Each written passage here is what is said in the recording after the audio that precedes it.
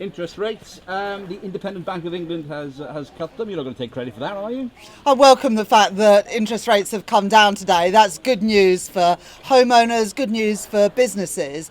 And interest rates have now come down 5 times since Labour came to office, in part because of the stability that we've managed to return to the economy after the chopping and changing, the mini budget under the Conservatives and Liz Truss. And what that means, that 5th cut in interest rates, is that if you're taking out a mortgage for £215,000, you're going to be paying on a variable rate around £140 less a month than when we came to office just over a year ago. So this is good news for people wanting to get on the housing ladder, people remortgaging, and also businesses borrowing to grow.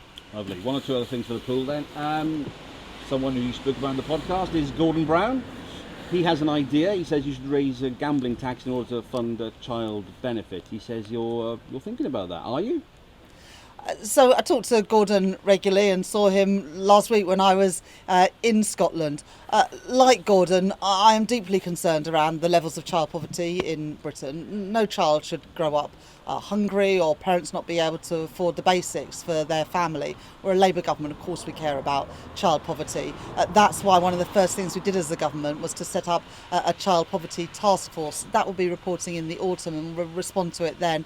And on gambling taxes, we've already launched a review into gambling taxes. We're taking evidence on that at the moment, and again we'll set out our policies in the normal way in our budget later this year. And one political one, if I may. The Conservatives have called for the Housing Minister to resign, having ended a tenancy and then charge an extra £700. It's not a very good look, is it?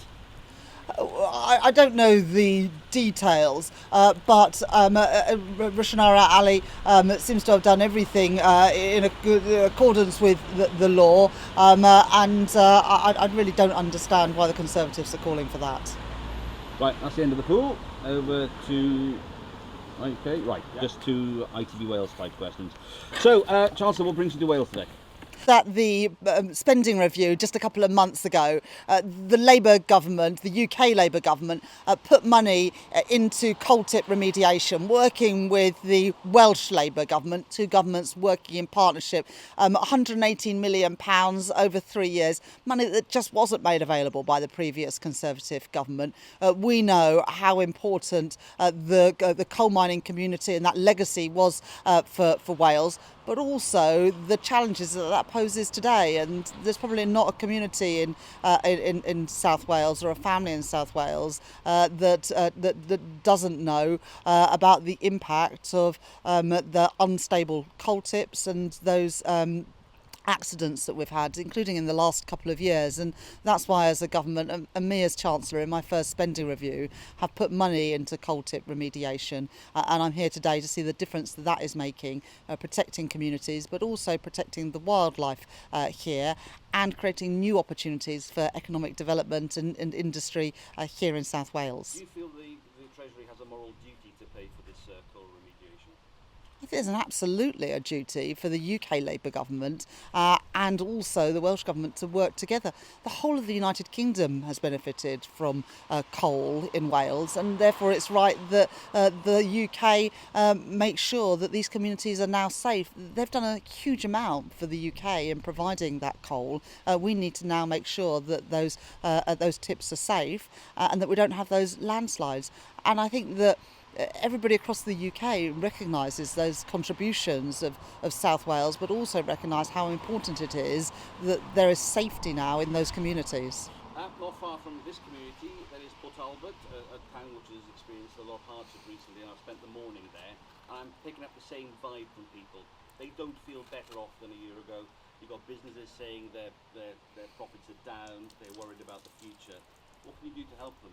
Well, I'm going to be in Port Talbot later today and work closely with the Welsh Labour government and the local MPs here. We renegotiated the deal that the previous Tory government did with Tata Steel to protect 5,000 jobs and, crucially, to get that new investment into Port Talbot with the electric arc furnaces. But there's also a big opportunity with the Celtic Sea on the development of offshore wind and floating offshore wind, and Port Talbot is absolutely central to that. So as we bring investment into Britain, as I know Elena Morgan is determined to do, I want to make sure that that benefits people here in the valleys and indeed in Port Talbot. But the biggest concern they have, one of the biggest concerns, is your national insurance rise. I'll give you an example. There's a hospice called St David's Hospice, a big one in Newport. Overnight, they have to find an extra £180,000. That's not the kind of thing you want to be doing to third sector or small businesses, is it? Well, when I became Chancellor, the public finances were in a mess and public services were as well.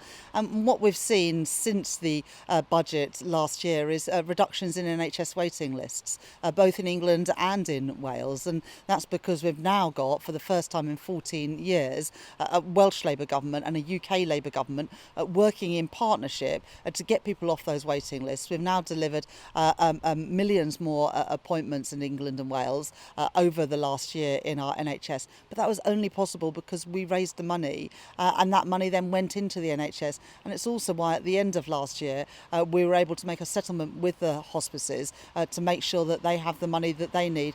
So I do recognise the challenges that increasing national insurance creates, but without that money we would not have been able to secure the public finances and therefore have the 5 interest rate cuts that we've had, and we would not have been able to get those NHS waiting lists down. So those are the right decisions in the circumstances that we faced, that I faced as Chancellor. Do you like Leonard Morgan?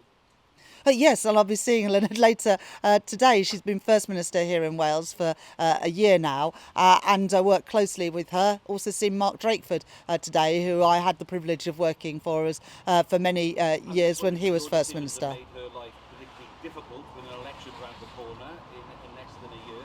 Are you going to make things easier for her in the budget and have something that she can shout about on the doorstep? Well, in the spending review just a couple of months ago, we put £118 million into coal tip remediation, money that the previous Tory government had not made available, £445 million into new railway stations, new connections, new trains in both South Wales and North Wales, and a record settlement for the Welsh government worth just over £22 billion a year for the next 3 years. That's the biggest settlement since devolution, and NHS waiting lists are now coming down in Wales. So that's the difference that a Welsh Labour government and a UK Labour government are making together now. For the first time in many years, we've now got a partnership between those governments delivering for the people of Wales.